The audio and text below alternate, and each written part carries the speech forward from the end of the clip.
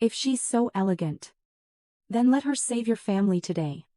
At the Sunday brunch for the Miller family, Clara only hoped to get through another afternoon of polite smiles and thinly veiled slights. But Mark arrived with Vanessa, his mistress, and introduced her as the woman who finally fit into his world. In front of the entire family, Clara didn't scream, didn't cry, and didn't beg.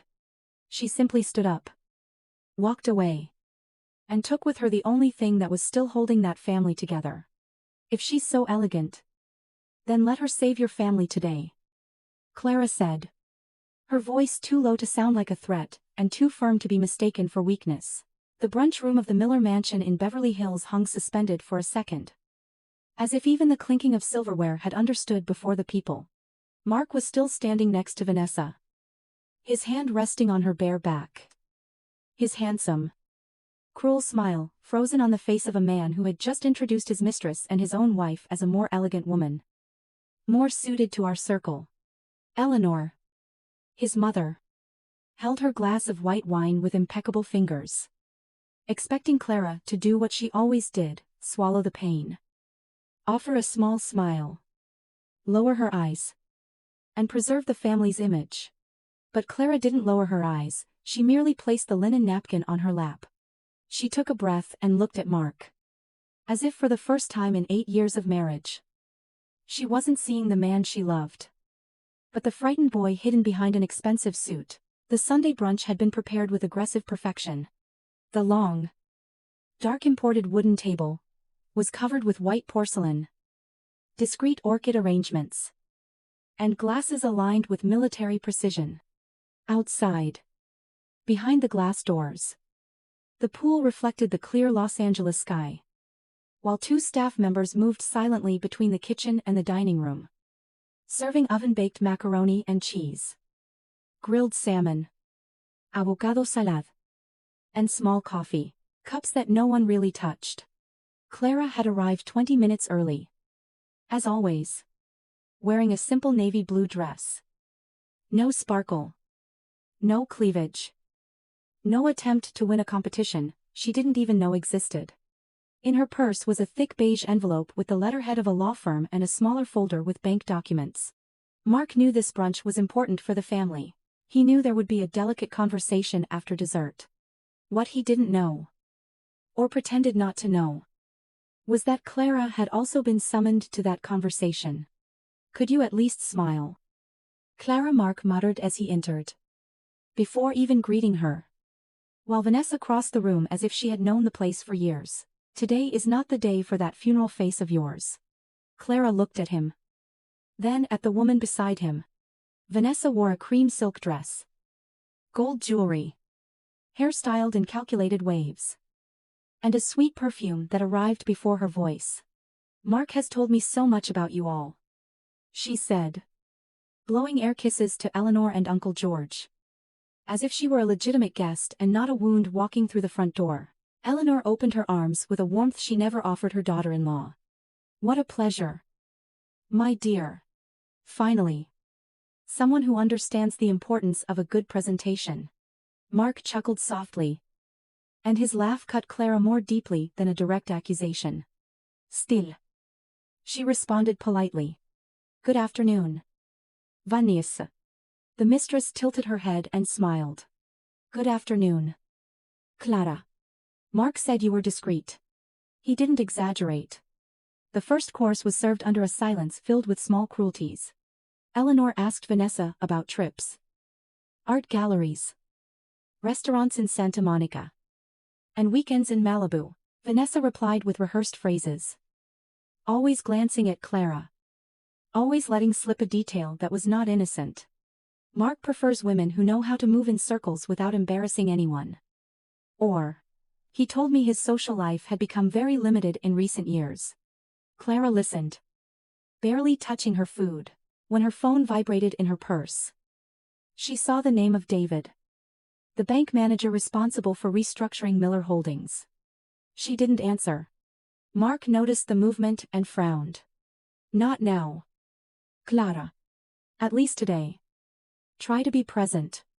She slowly turned off the screen. I'm more present than you imagine. He didn't like the answer. But he was too busy staging power to question her. Vanessa leaned her hand on his arm and said softly, "Honey, don't be harsh. Some women aren't born for certain environments." Clara looked up. Eleanor smiled with her mouth. Not her face. It was then that Mark decided to turn the humiliation into a speech. He lightly tapped his knife against the edge of his plate, asking for attention as if to toast. "I know my presence with Vanessa may cause some discomfort," he began, looking at Clara. "Just enough to wound without seeming vulgar. But this family needs to move forward with maturity. There are people who fit the life we've built. The commitments we have. The environments we need to navigate. Vanessa has a natural elegance. A social lightness. A demeanor that, frankly, has been missing for a long time." Uncle George cleared his throat uncomfortably. A distant cousin of Mark's lowered her eyes to her plate. Eleanor did not interrupt. Clara felt her fingers grow cold. But her face remained calm. Mark continued, now intoxicated by his own venom. "I'm not saying this to offend anyone. I just think there comes a time when we need to admit who truly measures up to our world." Vanessa feigned embarrassment but did not remove her hand from his arm. "Mark? Please," she said with a smile that asked for the exact opposite. Clara remembered another table years earlier. Smaller and less luxurious. When Mark still didn't have a driver. Nor an expensive watch. Nor fear of seeming common. He had held her hand in a coffee shop near Santa Monica Boulevard and said that next to her, he felt he could fail without ceasing to be loved. At that time, Clara believed. She believed so much that she signed discreet guarantees. Introduced contacts. Interceded with investors who trusted her mother's maiden name. And prevented Miller Holdings' first major debt from becoming a scandal. When Mark received praise, she stayed at the back of the room. Proud. When Eleanor began to treat her as a dull piece of furniture, Clara thought time would correct the injustice. When Vanessa appeared in messages, strange perfumes, and delays explained by non-existent meetings, Clara chose to wait for an honest conversation. But that Sunday, hearing her husband call another woman suitable in front of the entire family, something inside her didn't shatter loudly. It simply detached. "Are you done?" Clara asked. The simplicity of the question irritated Mark more than a scene. "Don't start with the irony." She folded the napkin once carefully. "It's not irony. I just want to know if you're finished." Vanessa let out a short giggle. "Clara. Perhaps this isn't the best time for a marital crisis." Clara turned her face to her. Without aggression. "You're right. A marital crisis requires a marriage. What we have here is something else." Eleanor placed her glass down with enough force to draw attention. "My dear. Moderate your tone. We are family." Clara stared at her. "I've moderated my tone for 8 years." "Eleanor." The silence thickened. Mark took a step towards her. "Impatient. You're playing the victim because I had the courage to say what everyone thinks." Clara took a deep breath. And it was then that she uttered the phrase that emptied the air from the room. "If she's so elegant, then let her save your family today." No one understood immediately. Or perhaps some understood and preferred not to show it. Uncle George looked at Clara differently. As if the missing piece of a puzzle had just fallen onto the table. Eleanor narrowed her eyes. Mark gave a dry laugh. Offended by the possibility of not understanding something within his own home. "What are you talking about?" Clara didn't answer. She opened her purse. Took out the beige envelope. And placed it next to her plate, without pushing it towards anyone. It was a small, almost delicate gesture. But the sound of the paper, touching the wood, seemed louder than all previous insults. Her phone vibrated again. "David." This time, Clara just looked at the screen and let it ring. Mark saw the name but didn't immediately recognize it. Vanessa. Annoyed at losing the center of attention, leaned towards Mark and whispered something about dramatic women. Clara heard. It no longer mattered. "Clara. Sit down." Mark ordered. Now, without the mask of elegance. We'll talk after brunch. She stood up. Not quickly. Not theatrically. She simply stood up like someone finally obeying an inner truth. The navy blue dress fell straight over her knees. Her wedding ring flashed for an instant as she picked up her purse. Eleanor turned pale with anger. You are not leaving this table like that. Not today. Clara looked at her mother-in-law with an almost ancient sadness. Especially today. Mark reached out to grab her wrist but stopped before touching her. Perhaps because there were employees near the door. Perhaps because something in her gaze warned him that the woman he was used to interrupting was no longer there. Are you trying to embarrass me in front of my family? He asked. Clara replied without raising her voice. No. Mark. You did that yourself. She walked out of the room, taking only her purse and a dignity that no one at that table had managed to steal. As she passed through the hallway, she saw their wedding photograph on the wall, she smiling with a bouquet of lilies. Mark. Young and handsome. Looking at the camera like someone who had just conquered the world. For a second, Clara almost stopped. Not out of longing for that man, but for the woman. She herself had been a woman who confused patience with love and silence with hope. Behind her, in the dining room, voices began to rise. Vanessa was saying it was emotional blackmail. Eleanor demanded that Mark go after his wife. Uncle George murmured that perhaps it would be better to open the envelope. Clara didn't look back. The security guard at the entrance, Sebastian, opened the main door with a respect the family never gave her. Madden. Would you like me to call your car? Mrs. Miller. She nodded. Please. The afternoon light hit her face for the first time that day. She could breathe. The black car had not yet pulled up when a silver Mercedes stopped in front of the mansion gate. From it emerged David Spencer, senior bank manager, accompanied by a woman in a gray blazer with a leather briefcase. Both were dressed for a meeting, not a family brunch. David saw Clara on the entrance steps and broke into an immediate smile of relief that died when he noticed her expression. Mrs. Miller. Forgive me for insisting on the calls. We were informed that the meeting with the Miller family would be right after brunch. The guarantee agreement needs your in-person confirmation. Clara looked at him for a few seconds. Inside the house, Mark appeared in the hallway, followed by Eleanor and Vanessa. David continued, not fully understanding the tension. Without you, we cannot proceed with the restructuring. The phrase cut through the hall like a bloodless shot. Mark stopped mid-stride. Eleanor clutched the armrest of an armchair. Vanessa lost her smile. What agreement? Mark asked. But his voice no longer held the same arrogance. David looked from him to Clara, embarrassed. Mr. Miller. The primary guarantee for the agreement was presented by Mrs. Clara Davies, based on her personal assets and the letter of commitment signed last week. Today's meeting was to formalize the final conditions with the family. Clara closed her eyes for an instant, hearing her maiden name, Davies, a name Mark rarely used. As if her history before him were an inconvenience. Eleanor stepped forward. This must be some mistake. My son handles the company's negotiations. The woman in the gray blazer replied with cutting politeness. He handles part of the operational negotiations, not the asset guarantee. Uncle George behind them was already holding the open envelope. His face had lost all color.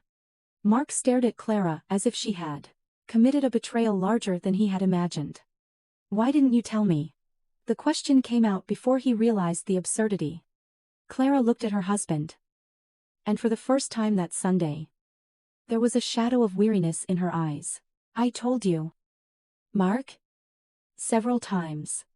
You only listened when my help came without my name. He opened his mouth, closed it, then looked at Vanessa, as if expecting some impossible explanation from her. Vanessa quickly recomposed herself, touching her hair. Honey, this doesn't change what happened in there. She's using money to manipulate you. Clara almost smiled. But there was no humor. No. Vanessa. I used my money to protect a family that called me a burden. Manipulation is pretending you came to a Sunday brunch out of love when you came to measure curtains for a house that wasn't even yours yet. The blow was clean. Low. Without a shout. Vanessa pallid. David. Realizing he had entered too intimate a territory. Cleared his throat. Mrs. Miller. We can reschedule. If you prefer. Mark reacted as if the word reschedule were a death sentence. No. No need to reschedule. Clara will come in. We will talk and resolve this like adults. Clara walked down another step. The car arrived silently. Reflecting the white columns of the mansion. Adults don't introduce mistresses at family brunch to humiliate their wives before asking them to sign off on saving the company. Eleanor put a hand to her chest.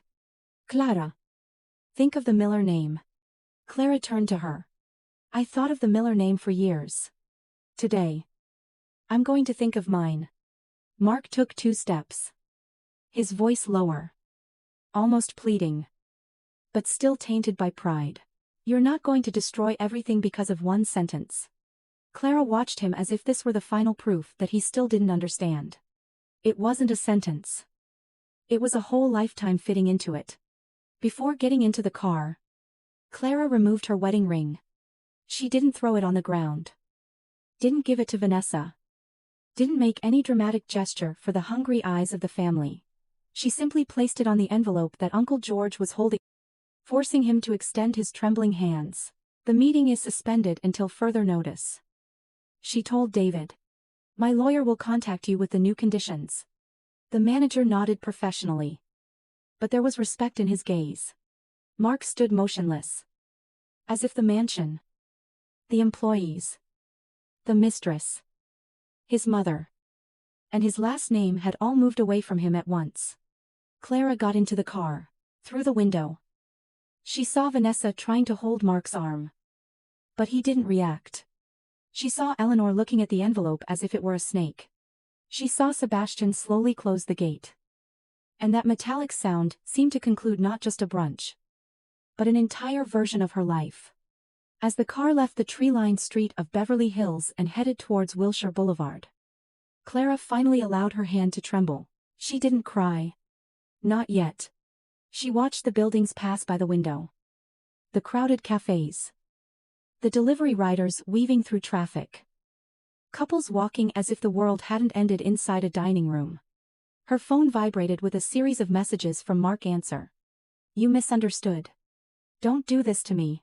Clara read only the last one and locked the screen. To me. He had written. Not to us. Not to you. To me. She leaned her head back against the seat and closed her eyes.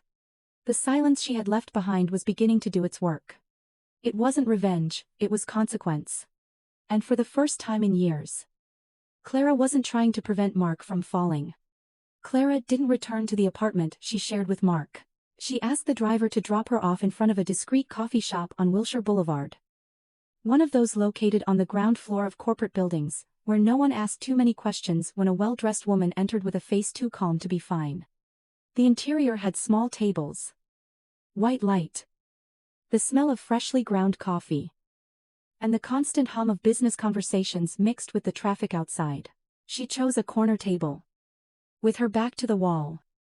As if she needed to relearn how to feel safe enough to even breathe. When the waitress asked if she wanted anything, Clara ordered only an espresso and sparkling water.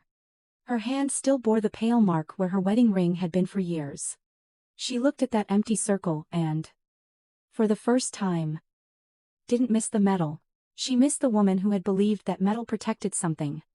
In the back seat of the car, before reaching the coffee shop, Clara had received 17 messages. Mark began with orders, moved on to explanations, and ended with accusations. You exposed me. My mother is unwell. Come back now. Don't use the company to punish me. Then came a message from Eleanor. Colder and more calculated. Clara. A woman of class does not abandon a family in public. Clara almost replied that a family of class does not introduce a mistress to its daughter-in-law during Sunday brunch. But she deleted the phrase before sending sign-in. She didn't want to win by impulse. She wanted, for the first time, to act without asking permission from her own pain. When David called again, she answered. His voice was cautious. Mrs. Mila. I apologize for the embarrassment. The bank can suspend the meeting until your position is formalized. Clara looked out the window at the line of cars on the avenue and replied. Suspend it and record that no conditions will be maintained without independent legal review. On the other end, there was a respectful pause. Understood. Madam. Meanwhile, at the Miller mansion, luxury seemed to have lost its ability to hide panic. The table remained set. But no one was eating. The salmon grew cold on the plates. The wine had turned acidic. And Vanessa, still in a huff, still in Mark's empty chair, tried to appear offended rather than frightened. Eleanor paced the room, clutching the envelope as if the paper had insulted her lineage. How did you not know? She asked her son for the third time. Mark stood by the window, his phone in hand, his eyes fixed on the messages Clara wasn't answering. I knew she had some contacts. I didn't know it was this. Uncle George let out a humorless laugh. Some contacts. Mark, the entire restructuring was accepted because the bank trusted the Davies assets. You signed the pretty part. She bore the risk. Vanessa crossed her legs, irritated. Are you exaggerating? If she really wanted to help, she wouldn't have put on this show. George turned to her with deadly patience. My dear, the show started when you walked through the door. Mark hated hearing that. But he hated even more not having an answer. For years, he had accepted Clara's help as someone who accepted water in a glass he considered his own. She would mention meetings, contracts, calls with old acquaintances from her family. And he would always turn everything into a domestic detail. When Miller Holdings almost lost a venture in San Francisco, Clara suggested an investor. When debt to suppliers threatened to become a headline in a business column, Clara recommended a discreet lawyer. When Eleanor wanted to renovate the house to host potential partners, Clara sold a personal investment and said it was better not to comment until the cash flow reorganized. Mark remembered everything now. But the memories were distorted by shame. At the time, he called it spousal support. Now, the open envelope on the table bore another name, dependency. And that was what was destroying him inside. It wasn't just losing money, it was discovering that his superiority had been funded by the woman he humiliated. At the coffee shop, Clara's lawyer arrived with no apparent rush, but with the eyes of someone who already knew half the storm. Helen Pratt was a woman in her 40s, with her hair pulled back, a light pantsuit, and a calm that didn't ask for permission. She sat in front of Clara, placed a briefcase on the table, and before speaking of documents, asked, "Did he touch you?" Clara shook her head. No. He tried to dictate. As always. Helen took a deep breath. Then let's deal with the rest. Clara rested her hands on the coffee cup. I don't want to destroy the company. The lawyer observed her carefully. I know. But I also won't allow you to continue saving a structure that uses your name, your assets, and your reputation, while treating you as an inconvenient guest. Clara closed her eyes for an instant. They'll say I'm being vindictive. Helen opened her briefcase. They will. Because that's what people accustomed to receiving sacrifice call boundaries when they finally appear. The first measure was simple but weighty, a formal notification to the bank, suspending any in-person confirmation until the terms were reviewed. The second was more delicate, to prevent Mark or any member of Miller Holdings from using Clara Davies's name in negotiations without express authorization. Helen explained each point without exaggeration, using dry, clear, almost surgical words. Clara listened in silence. But inside, each phrase seemed to tear away a layer of old illusions. I signed that letter because the recovery plan made sense, she said. There were jobs involved, suppliers, families. I didn't want the company to go bankrupt out of pride. Helen tilted her head. And you still don't want it to? Clara looked out at the street, where the city continued indifferent to the end of her marriage. No. But today I understood that as long as I protect Mark from the consequences, he will continue to call it his merit. The lawyer made a note. So, the new conditions need to protect two things: the company from irresponsible management, and you from a family that confuses love with servitude. At the mansion, Eleanor had already changed strategy. The initial shock had turned into calculation. She ordered Vanessa removed from the room with venomous delicacy, saying, "Darling, perhaps this is a family matter." Vanessa smiled tightly. "I thought today I was being received as part of it." Eleanor didn't blink. Today, many people misunderstood things. The phrase hit Vanessa with precision. Mark didn't defend her. He was busy trying to call Clara for the 5th time. When Vanessa realized this, something in her face contracted, revealing for a second the insecure girl hidden beneath the cream silk. She hadn't entered that house just out of desire. She had entered because Mark had promised her a place, a symbolic surname, a life where no one would again ask where she came from. And now, suddenly, the silent wife she had judged outdated occupied all the important places: the bank, the contract, the family. Mark's fear. "You need to go get her," Eleanor said to her son, as soon as Vanessa went into the garden. "Pretending to take a call. Apologize for brunch. Say you got carried away. Or promise something. But bring Clara back to sign." Mark looked up, wounded by his mother's practical tone. "Is that all that matters to you?" Eleanor approached, low and intense. "Don't be childish. What matters is that your father left a company, a name, a position. Do you think your feelings are worth more than 200 employees and 40 years of reputation?" Mark laughed without joy. "Funny. When I was humiliating my wife in front of everyone, reputation didn't seem to concern you." Eleanor stiffened. For an instant, the matriarch's mask cracked. "I thought she knew her place." The phrase fell between them like pure poison. Mark looked at the door where Clara had exited. "Perhaps that's the problem. We all thought that." Clara and Helen proceeded to a smaller office in the Wilshire area, borrowed from an old partner of the Davies family. The space didn't have the oppressive luxury of the Miller mansion. It had glass, discreet plants, strong coffee, and a partial view of the avenue. "There." Clara called David on speakerphone. "I want to make it clear that the suspension is not a definitive refusal," she said. "But any future guarantee will depend on an independent audit. The removal of personal decisions from company finances, and formal protection against the misuse of my assets." David responded professionally, though his voice revealed positive surprise. "Those are reasonable conditions, Mrs. Davies." The bank, in fact, had already identified weaknesses in governance. Helen gave Clara a look that meant, "I told you so." Clara felt a bitter mix of relief and anger. For years, Mark had told her she didn't understand the business world, that her concerns were exaggerated, that certain things were boardroom matters. Now, a bank confirmed in polite language that his board needed precisely the care she had always tried to offer. In the late afternoon, Mark appeared in the building lobby.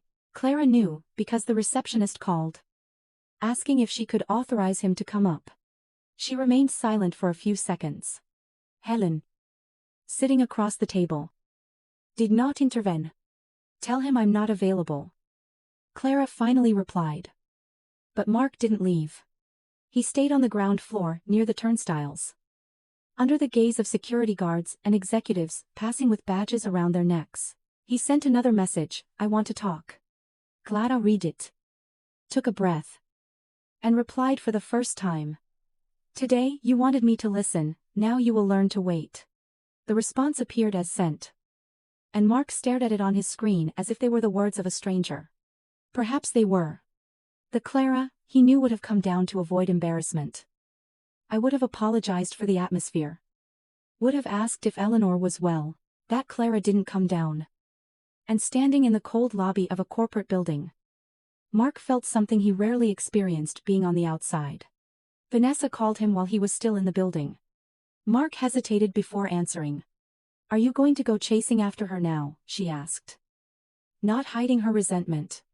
"Vanessa. It's not the time." "Of course it is." The saintly wife turns off the tap. And everyone discovers she was powerful. How convenient. Mark closed his eyes. "Tired. You don't understand the magnitude of this." She laughed. But there was fear in the sound. "I understand very well. I understand that you took me to that house. Made me believe you were choosing a life with me. And now you're planted in a reception. Waiting for a woman who humiliated you. For the first time that day." Mark did not accept the inversion. "She didn't humiliate me. I did that first." The silence on the other end was short and furious. "Be careful. Mark. Guilt makes a man weak." He hung up without responding. Her phrase, which at another time might have sounded seductive, now seemed small. Clara had left a silence. Vanessa only knew how to fill any void with venom. As night began to fall over Los Angeles, Clara ended the meeting with Helen. The notification had already been sent. The suspension confirmed. And the new conditions would be prepared by the following morning. So, as she picked up her purse, Clara felt the weight of the missing envelope. It had remained at the mansion. Open in the hands of a family who only now read what she had been carrying for months. Helen accompanied her to the elevator and said, "Today you did more than leave a table. You changed the rules of the game." Clara looked at their reflection in the metallic doors. "I wish it had hurt less." The lawyer replied, without false sweetness. Boundaries almost always hurt more those who learn to survive without them. On the ground floor, Mark was still there. He stood up when he saw her. And for a second, Clara saw not the arrogant man from brunch, but someone lost. Almost young. Like in that coffee shop. The difference was that now she knew that pity could no longer be confused with love. "Clara," he said, approaching slowly. Helen remained beside her. "Silence." Mark looked at the lawyer. Then at his wife. 5 minutes. Clara held his gaze. "You had 8 years." He swallowed hard. "I didn't know about the guarantee." She replied with a calm that hurt him more than anger. "You didn't know, because you never asked where the solutions came from. You only cared that they arrived in time to preserve your image." Mark ran a hand over his face. "I messed up at brunch." Clara tilted her head. "No. Brunch was just where your mistake became visible." He was breathless for an instant. "What do you want from me?" "Clara." She thought of the long table. Vanessa's smile. Eleanor's voice saying that a woman of class does not abandon a family in public. Today. Distance. Tomorrow. Documents. After that. Perhaps truth. Mark looked at her as if the word truth were a language he had forgotten. Clara left the building without allowing him to accompany her to the car. Mark stood under the awning, watching her leave for the second time that day. Now, without the shock of brunch, to protect him from understanding, the city lit its lights around them. Indifferent to the silent fall of a man, accustomed to being at the center of all decisions. In the back seat, Clara finally received a message from Eleanor. "Can we talk like civilized women?" Clara read it and put her phone away. It wasn't time to respond. She looked out the window at the illuminated Wilshire Boulevard. Feeling exhaustion arrive like a slow wave. She had suspended the guarantee. Confronted the bank. Refused Mark. But there was still a part of her that cried for the Sunday table that never existed. The one where she would have been introduced with pride. Not replaced with false elegance. The car continued through the night. And Clara understood that the silence left at the mansion was not the end of the story. It was just the first warning. The next morning, the headquarters of Miller Holdings seemed colder than usual. The glass building in Century City reflected a pale sky over Los Angeles. And employees crossed the lobby with the silent haste of someone who had smelled crisis even before reading any official statement. Mark arrived early. Without a tie. His eyes marked by a sleepless night, and his phone still full of unanswered messages. For the first time in years. The receptionists greeted him with a strange caution. As if he had ceased to be just the air director, and had become news about to leak. In the private elevator. He looked at his own reflection, and did not find the man who used to enter there. Certain that each floor rose by natural right. He found someone surrounded by questions. Who had saved the company, who knew? How many times had Clara been on that same avenue solving problems he called details? The answer came before the first meeting. On his desk were 3 old folders left by George earlier that morning. Each contained copies of operations Mark remembered as personal victories. The renegotiation with suppliers in San Francisco. The credit extension for a venture in Las Vegas. The comfort letter used to reassure a foreign investor. In all of them. In the corner where he had rarely paid attention. Appeared a firm signature Clara Davies, not Clara Miller Davies. Her name before him. The name he erased from invitations. Presentations. And family conversations. As if his wife had begun to exist the day she entered the Miller household. Mark ran his fingers over the first signature and felt a dry shame rise in his throat. He vaguely remembered that day. Clara asking if she could participate in the next meeting. He. Tired. Irritated. Saying he didn't want to confuse roles. Confusing roles. As if wife meant decorative presence and mistress meant social elegance. As if he had turned all the women around him into functions to protect his own fear of failure. For the first time. Mark did not try to absolve himself. He simply turned off the light. Sat in the dark. And understood that the next day Clara might not be coming to negotiate with him. Perhaps she was coming to say goodbye to the version of him she had loved.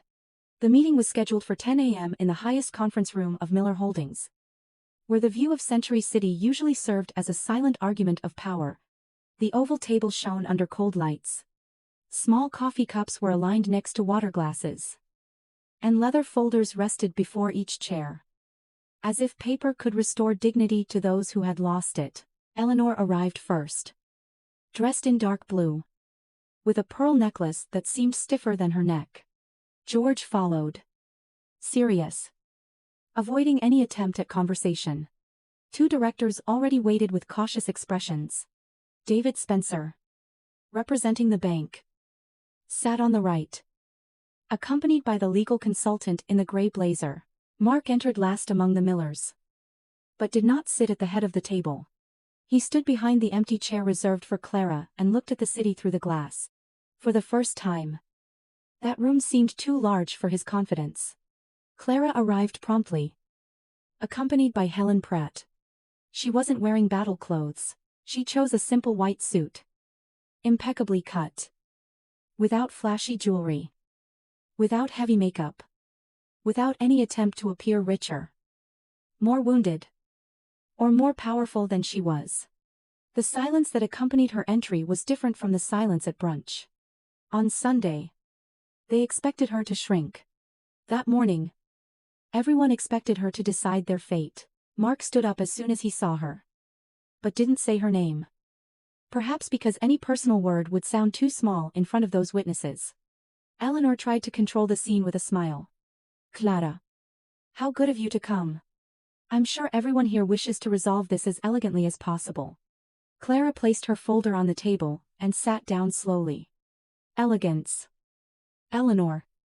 Isn't pretending nothing happened. It's not turning the truth into a spectacle. The phrase crossed the table without volume. But no one drank coffee after it. David opened the meeting with professional care. Explaining that the restructuring line for Miller Holdings remained possible. Provided the guarantor confirmed her continued participation, and governance conditions were adjusted. He spoke of deadlines. Risks. Limits. But everyone's eyes kept returning to Clara. As if the bank's words were merely a path to her decision. Helen then distributed a document with the new requirements. My client does not refuse to contribute to a responsible solution. The lawyer said. But she will not accept that her personal assets, her reputation, and her signature be used without formal recognition. Without transparency. And without control mechanisms. Eleanor leafed through the document with an offended expression. Formal recognition. You want to turn family help into public billing. Clara looked at her. I don't want to prevent family help from continuing to be erased in private and used in public. Mark lowered his eyes to the copy in front of him. The first page bore her full name. Clara Helen Davies. There was no Miller there. And that spoke more than an accusation. The conditions were not cruel. Precisely for that reason. They were frightening. Independent audit of debts. Financial committee with external participation. Prohibition of new obligations assumed in the family's name without legal validation. Documented registration of the origin of the asset guarantee. Temporary limitation of Mark's involvement in high-risk decisions until the completion of the review. And finally, a clause that made Eleanor flush, any mention of Clara's name in meetings, contracts, or negotiations should be authorized in writing, under penalty of immediate withdrawal of the guarantee. This is a humiliation, the matriarch said. Clara did not flinch. Humiliation is being introduced as unsuitable on Sunday and essential on Monday. One of the directors cleared his throat. Looking at the papers. George closed his eyes for a second. Mark felt the phrase as a deserved blow. Eleanor leaned forward. You are using the company to punish Mark. Helen replied before Clara. No. She is using rules to prevent the company from continuing to punish those who supported it. The conference room door opened without warning. And Vanessa entered as if she were still at brunch. Late for her own role. Her dark green dress was too elegant for a corporate meeting and too appropriate for a provocation. The secretary appeared behind her. Distressed. But Mark raised his hand, preventing the interruption. Vanessa. This is not the place. She smiled, aiming at Clara before anyone else. Funny. On Sunday, I was elegant enough to sit at the table. Today, I'm not enough to hear how the perfect wife wants to control everyone. Eleanor closed her folder forcefully. Vanessa. Leave. But Vanessa had already lost the instinct to retreat. Fear made her bold. No. Eleanor. You want to blame everything on me. But it was this woman who waited for the right moment to get her revenge. She could have helped without turning Mark into a villain. Clara observed her with a calm that irritated Vanessa even more. Vanessa. I didn't need to turn Mark into anything, he spoke for himself. Vanessa walked to the side of the table, resting her hands on the polished surface. You like this? Don't you? To appear superior. To pretend to be discreet while controlling everything from behind. Clara remained silent for a few seconds. And this silence disarmed the other's aggressive rhythm. I controlled less than I should have. She finally said. If I had controlled more, perhaps the company wouldn't be asking for help. Perhaps Mark wouldn't have confused vanity with leadership. Perhaps you wouldn't have confused access to a house with belonging. Vanessa pallid. But retaliated. At least I never had to buy anyone's love. Mark stood up. Enough. Everyone looked at him. The word came out harshly, but not directed at Clara. Vanessa turned. Surprised. Are you going to defend her now? Mark breathed as someone about to confess in public, something he preferred to bury. I'm not going to allow you to repeat the lie I used to protect myself. The room went still. Mark didn't look at Clara immediately. Perhaps out of shame. Perhaps out of fear of seeking forgiveness in a speech he didn't yet deserve. I said on Sunday that Vanessa was more suitable for my world. He continued. His voice low, but audible. The truth is, I was afraid of the real world. Afraid to admit the company was fragile. That my decisions had flaws. That there were risks I preferred to ignore. It was easier to call her too discreet. Too simple. Not social enough. Than to accept that she was the most clear-headed person in the room. Eleanor shifted restlessly. Mark. Be careful what you're saying. He finally looked at his mother. I was too careful with appearances and not at all with the truth. The bank's legal consultant maintained a neutral posture but made a note. George stared at his nephew as if he were hearing. Too late. The beginning of an adult man. Clara listened without moving. Part of her wished those words had come years earlier in a quiet kitchen. In a room without an audience. On any morning when it was still possible to rebuild without ruins. Another part knew that if Mark spoke now, it was because he had lost the comfort of blindness, and lucidity born of fear still needed to prove it wouldn't die when the crisis passed. His recognition doesn't alter my conditions, she said, looking at David. Not for my husband. Mark closed his eyes. Accepting. I know. Vanessa laughed. But the sound was broken. Congratulations. She brought you to your knees. And you're still grateful. Mark turned to her. Not with anger. But with a hard sadness. No. Vanessa. I brought myself to my knees the day I had to humiliate my wife to feel big. The phrase destroyed the last piece of theater the mistress still held.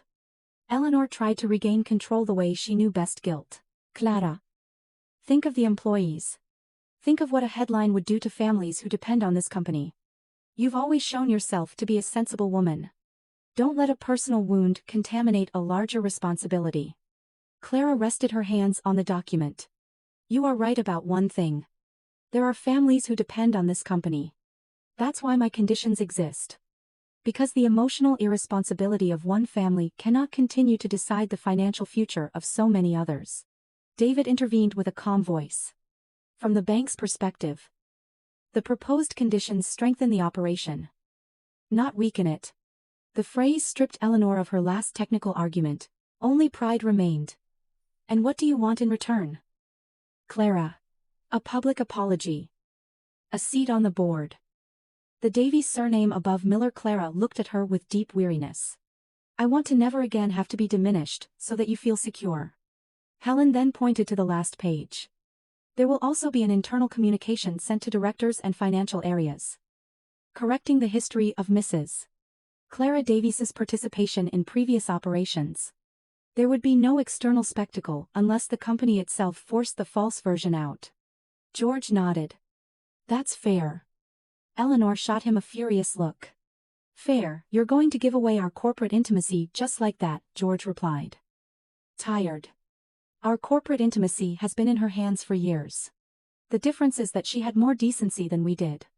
Mark was the first to sign the preliminary acceptance of the governance conditions, even knowing that his own role would be limited.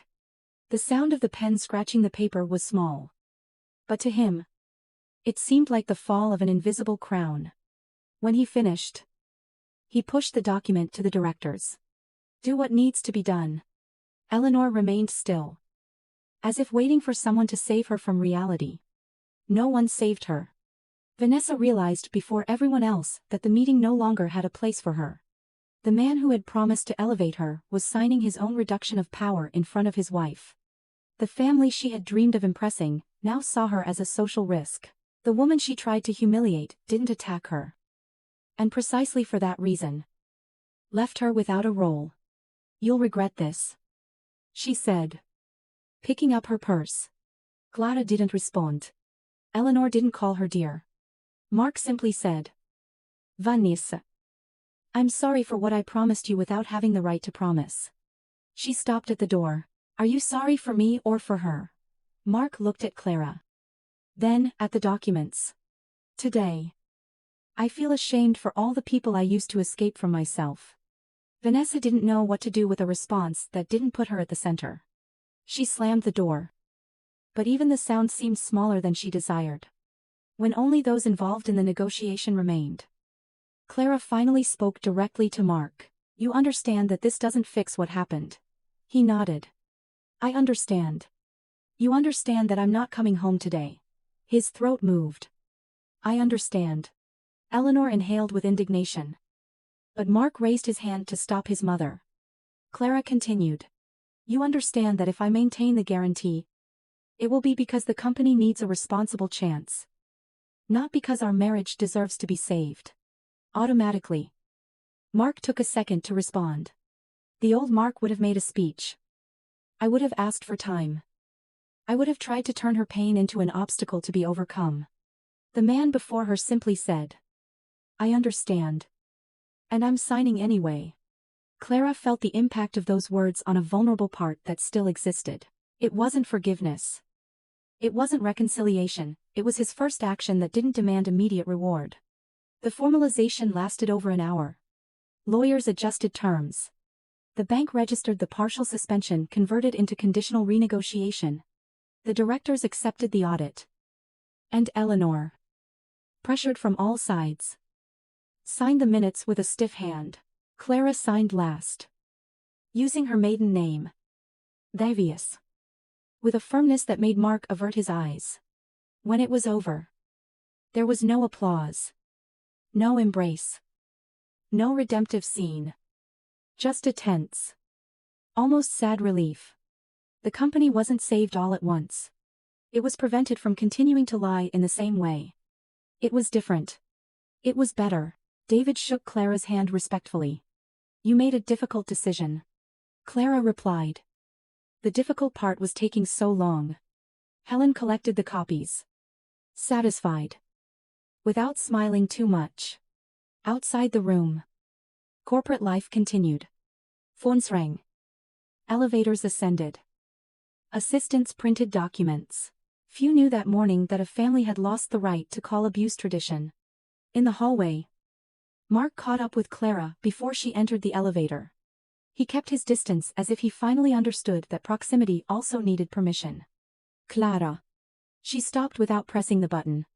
Helen walked a few steps ahead, giving space without disappearing. I'm not going to ask you to forgive me today, he said. That would be another way to pressure you. Clara observed him with cautious attention. Then what do you want? Mark, he took a deep breath. I want to give you something back, before you find out from someone else. He took a folded copy of the old memo from his pocket. The one where he had written, do not publicize. Avoid giving Clara the impression that she participates in management. I wrote this. Not my mother. Not George. Clara looked at the paper, but didn't take it. I already know. He closed his eyes, wounded by his own delay. So, I needed to say. Without excuses, I erased you, because I was afraid of needing you. Clara felt the pain rise. But now she didn't command it. And I let myself be erased because I was afraid of losing you. For the first time, both their truths stood whole in the hallway. The elevator arrived with a soft sound. Clara stepped in. Mark didn't try to follow her. Before the doors closed, she said, today's meeting saved your company. For now. It didn't save us. Mark felt it. And his acceptance hurt more than any promise. I know. The doors closed between them. Reflecting for an instant, Clara's face, alongside the invisible name she had just reclaimed. On the ground floor. Crossing the lobby, she saw Vanessa outside the building talking on the phone with harsh gestures. Probably trying to turn defeat into her version. Clara passed, without looking much. She didn't need to defeat that woman. Vanessa had already lost what she sought, the illusion that elegance could replace character. Inside, at the top of the tower, Mark remained in the hallway, holding the folded memo. Understanding that the signature that hadn't come on Sunday had been less dangerous than the signature Clara had given that morning. Because that one didn't save a man, it saved a company and left the man alone, with the obligation to become someone worthy of being seen again. Clara spent the next 3 days in a borrowed apartment high up on Wilshire Boulevard, where the large windows showed a Los Angeles that never stopped to console anyone. In the morning, she watched traffic thicken like a living current. At night, she saw the buildings light up, as if each window hid a story that also couldn't be spoken aloud. The apartment was beautiful but impersonal. Light sofa, glass table, plants well cared for by someone who didn't live there. Still, it was the first place in years where Clara woke up without measuring her own silence so as not to bother Mark. Without thinking if Eleanor would interpret her clothes as too simple. Without waiting for a forgotten phone to reveal another lie. She drank coffee alone. Answered emails with Helen. Read independent audit reports. And sometimes placed her hand where her wedding ring had been. The mark had almost disappeared, The habit had not. Miller Holdings did not collapse. Perhaps that was the first painful lesson for all of them. The company could survive without the lie, provided it agreed to lose some pride. The audit found bad decisions, poorly structured contracts, family favors disguised as strategy, and a dangerous dependence on Mark's personal image. Nothing was irrecoverable. But nothing could continue as before. Eleanor was removed from the informal financial decisions she controlled behind the scenes officially for governance reorganization. Unofficially, because even the most loyal directors understood that her vanity cost too much, George assumed a temporary transitional role. Mark accepted the limitation of power without public challenge. And this caused more murmurs than an explosion would have in the elegant world of Los Angeles family businesses. A silent confession sometimes screamed louder than a scandal. Vanessa disappeared first from the hallways. Then from conversations. Then from photos. She tried to insinuate to acquaintances that she had been deceived by Mark. That Clara was cold and calculating. That the Miller family had used her image to provoke a reaction from his wife. But fragile versions do not survive when there is no longer a stage. Without Mark by her side. Without Eleanor calling her dear. Without Sunday brunch to occupy. Vanessa discovered that borrowed elegance did not buy belonging. A week later, she sent Mark a final message. You chose guilt over happiness. He read it and didn't reply. Not because he hated her, but because he understood that replying would be to continue feeding the part of him that enjoyed being fought over. Vanessa was not arrested. Did not fall into destitution. Did not receive a theatrical punishment, she merely lost access. For someone who had built her identity on doors opened by rich men, this was punishment enough. Mark began to return things Clara didn't even know had been taken. First, he sent through Helen a list of negotiations in which the Davies name had appeared only in the appendices while he received credit in meetings and internal communications. Then, he authorized the rectification of her participation records in the previous restructuring. Later, he personally wrote a letter to the directors, acknowledging that he had allowed the omission of Clara's relevant contributions. Not out of administrative error, but out of personal vanity and a distorted family culture. Helen read the letter before Clara. For the first time, he's not trying to look better than he is, the lawyer said over the phone. Clara remained silent, looking at the city. That should bring relief. It also brought grief. Because every correct gesture from Mark proved that he could always have chosen differently. And that discovery hurt almost as much as the humiliation of brunch. On Friday, Mark requested a meeting. He didn't write, "We need to talk." Or, "Please listen to me." Or, "Don't throw away our marriage." He simply wrote, "I have some of your documents and a few things that need to go back to you. I can leave them with Helen, if you prefer." Clara read the message 3 times. The oldest part of her expected a plea. The most tired part feared an emotional trap. The part that was learning to exist on her own recognized in it a request that didn't come disguised as a demand. She scheduled a meeting at a quiet coffee shop near the Getty Center late morning, with outdoor tables, and enough people around to prevent any drama.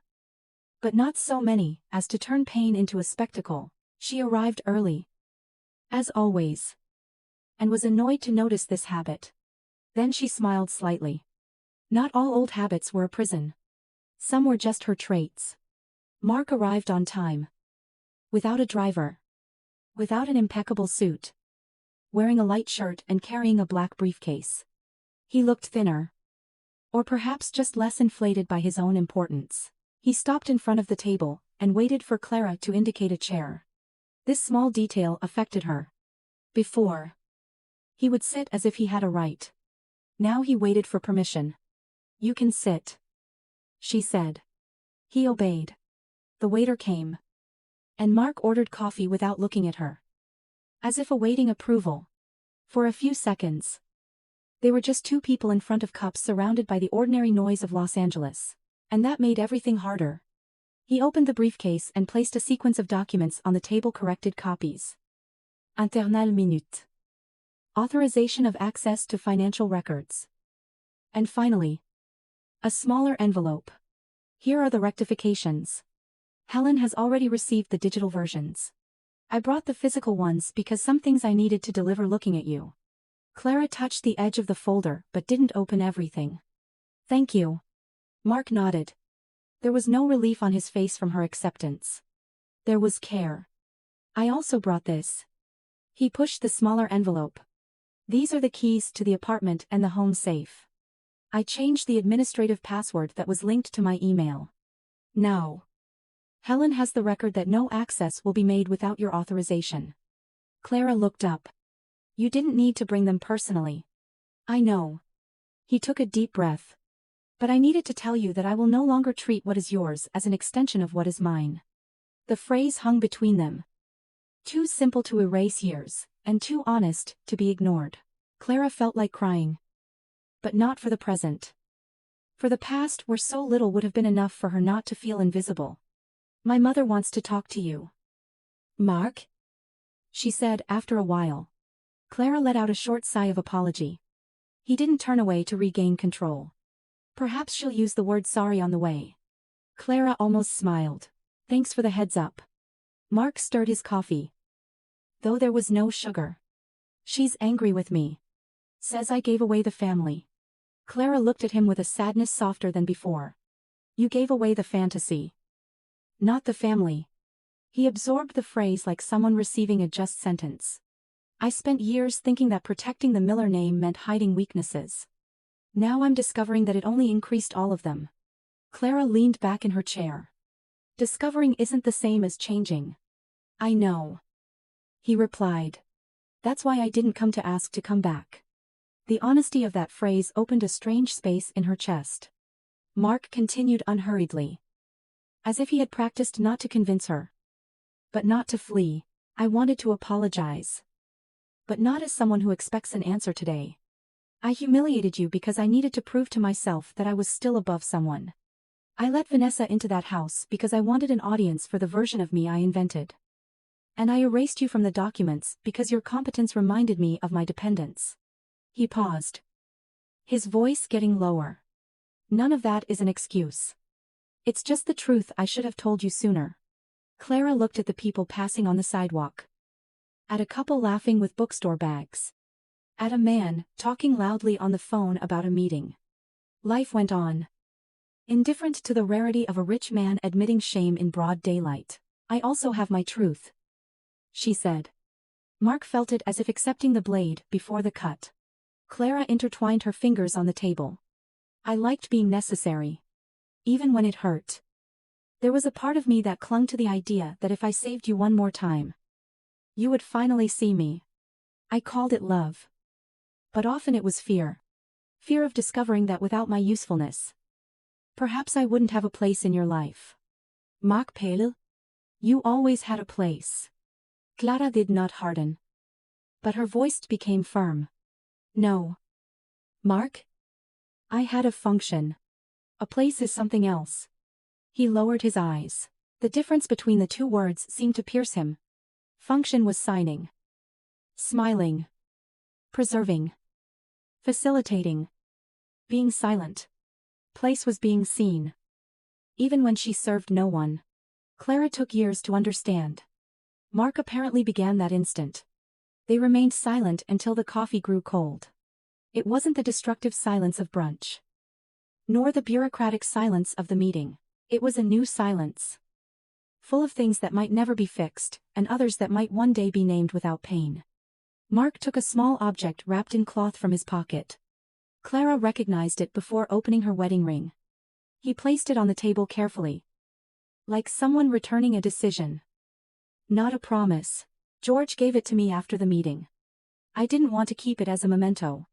Clara looked at the gold band. The object seemed smaller than before. And what do you want me to do with it? Mark replied without trying to smile. Whatever you want, sell it. Keep it. Throw it away. Melt it down. I just don't want it to continue being a symbol of a prison I helped build. Clara picked up the ring and closed her fingers around it. The metal was cold. This time. It didn't burn. At the end of the meeting. Mark stood up first. But didn't leave. Can I ask you something? Clara nodded. Is there any chance that one day you'll let me try to get to know you again, not as a wife? Not as a guarantee. Not as part of my last name. But as Clara. She took a long time to answer. The question was beautiful and, precisely, for that reason, dangerous. Wounded women also need to be wary of beautiful phrases. Perhaps. She finally said. But that perhaps isn't a promise. It's just a door that I'm not locking today. Mark accepted it as if it were more than he deserved. I understand. Clara picked up her folder. Stood up. And added. And that door doesn't open with flowers. Guilt. Or speeches. It opens with time. With consistency. With respect. When no one is looking. Mark agreed. Then that's where I'll start. Clara left without a kiss. Without hugs. Without looking back at first. But as she crossed the sidewalk, she saw his reflection in the storefront. Standing. Letting her go. 2 months later. Miller Holdings was no longer the same. The audit brought necessary cuts. Honest renegotiations. And internal communication that finally recognized Clara Davies's participation in the recovery operations. Some directors were annoyed. Others breathed a sigh of relief. Eleanor began to frequent the headquarters less and social lunches more, where she tried to appear above what had happened. But the business city had enough memory to notice absences. Mark fulfilled what he signed. Accepted supervision. Returned credits. Refused invitations where Vanessa still tried to circulate. And, most importantly, stopped looking for Clara whenever he missed her. He only wrote when there was something concrete, a resolved document. A correctly made decision. Information she had a right to know. For the first time, he learned that loving could also mean not invading. Clara rented her own apartment. Not far from Wilshire. With large windows. A light wood table. And a bookshelf she slowly assembled. On her first morning there, she made breakfast alone. A bagel. Fruit. Strong coffee. And silence. But that silence didn't diminish her. It was hers. Helen visited in the late afternoon. Brought a plant and a bottle of wine. And joked that the house needed something alive that wasn't a contract. Clara laughed genuinely for the first time in weeks. Later, when she was alone, she placed her wedding ring in a small box. Not as a promise of return, but as proof of survival. She didn't want to erase the past. She wanted to prevent it from continuing to decide for her. On the table, next to her laptop, was a new social investment project for women entrepreneurs. Clara looked at the document and realized that for years, she had used her strength to save a structure that erased her. Now, she could use it to build something that had her name from the start. Mark reappeared only in the 3rd month. Invited by Clara for a conversation on a Saturday morning. She chose a quiet park. Far from the mansion. Far from the company. Far from anywhere where either of them could hide behind social pretense. He arrived with 2 coffees. Asking before handing her hers, if she still took it without sugar. Clara said yes. And he didn't comment on what he remembered. Just handed it over. They walked slowly. Talking about practical matters. First, the company. George. Eleanor's difficulty accepting that she was no longer the center of everything. Then they talked about what hurt. Mark said he was starting to feel remorse. A word he would have once considered a weakness. Clara said she still woke up some nights angry. He didn't ask her to get over it. She didn't pretend she was cured. At some point, he said, "I miss you." Clara looked at the trees before replying. "I also miss parts of us. But I don't want to go back to a house where I disappear." Mark nodded. "Then I won't ask you to come back. I will try to become someone who doesn't need you to disappear to feel whole." There was no cinematic reconciliation. No kiss under applause. No promise of a second honeymoon. No forgiveness packaged for an easy ending. There was something more difficult, a woman walking beside a man who had hurt her. Without giving him back the power to decide the pace of healing. On the park bench. Clara said she was thinking of formalizing the separation. At least for now. Mark remained still. Took a deep breath. And said, "If that's what protects you, I'll sign." The pain on his face was real. The freedom in her chest was too. Clara touched her own hand. Where the mark of the ring no longer existed. "Perhaps one day we'll find another way to be in the same world," she said. "But if that happens, it won't be because you need me. Nor because I need to save you." Mark looked at her with moist eyes. "It will be because I learned to respect you before I wanted you." Clara didn't answer. But she didn't get up immediately. That night, Clara returned to her apartment as Los Angeles lit up again. There was no mansion. No Sunday table. No mistress smiling next to her husband. There was an immense city. A coffee cup on the counter. Documents with her correct name. A small box tucked in a drawer. And a future that promised nothing yet. But for that very reason seemed true. She opened the window and let the noise of the avenue in. She thought of the brunch where Mark had introduced Vanessa as more elegant. She thought of her own voice, saying that if that was the case, she should save his family. That day, Clara believed she was leaving a table. Now she understood she was returning to herself. The elegance they tried to deny her was never in the dress, the jewelry, or the place occupied beside a man. It was in the courage to stand up without destroying. In the firmness to set boundaries without losing humanity. And in the freedom to choose silence. Not as submission, but as a beginning. 3 months after the morning in the park, Clara received an unexpected call from George. It wasn't about the bank, contracts, or audits. His voice was lower than usual, tinged with an embarrassment that men of the Miller family rarely admitted. "Clara, your presence isn't an obligation. But next Sunday we're having a small brunch. No external guests. No speeches. The company has passed the first stage of restructuring. And some longtime employees have been invited to be honored. I thought it fair to let you know." Clara remained silent, looking out the apartment window as the city of Los Angeles moved below with its usual haste. The word Sunday still tasted like broken glass. "Does Mark know you're calling me?" George replied without trying to sound neutral. "He knows. And he's the one who asked me to call. Because he said he didn't have the right to put you in an uncomfortable position." Clara closed her eyes. That didn't erase anything. But it was different. On Sunday, she arrived at the renovated Miller Holdings headquarters, wearing a simple light dress and no symbol that could be confused with reconciliation. She wasn't the wife returning to her old place. It was Clara Davies, entering a space where her name, finally, didn't need to be hidden. The brunch wasn't at the Beverly Hills mansion, but in a reserved room at the company itself, with smaller tables, discreet flowers, and employees who knew half the story.